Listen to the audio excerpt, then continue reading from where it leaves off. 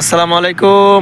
সবাই কেমন আছেন? আশা করি ভালো আছেন। তো এখন বর্তমানে সৌদির সরকারে নতুন আইন করছে, আমরা মোটামুটি সবাই জানি। এখন বর্তমানে কফিল প্রথাটা যেটা আছে এটা বর্তমানে এখন থাকবে না। নতুন বছর আসলেই যে কপিল যে প্রথাটা, কাফেলা প্রথাটা, এই জিনিসটা এখন মানে ওইটা দেবে। এবছর আমরা 2021 সাল থেকে শুনতেছি মানে কফিল প্রথাটা, তারপর কাফেলা প্রথাটা এইটা ওইটা যাবে, ঠিক আছে। কিন্তু শুনতেছি তো আশা করা যায় 2026 সাল ঢুকলে, নতুন বছর আসলে আশা করা যায় মানে কপিল যে প্রথাটা, কাফেলা যে প্রথাটা, এইটা ইনশাল্লাহ উঠে যাবে।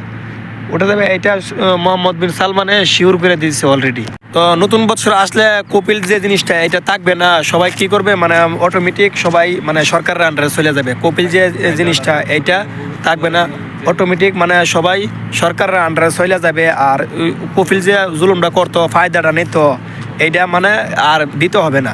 যা ফায়দা নেবে সরকারই নেবে, আকামা থেকে দইরা, ছুটির থেকে দইরা আপনারা ডাইরেক্টলি জাহাজত অবশ্যই যাইবেন।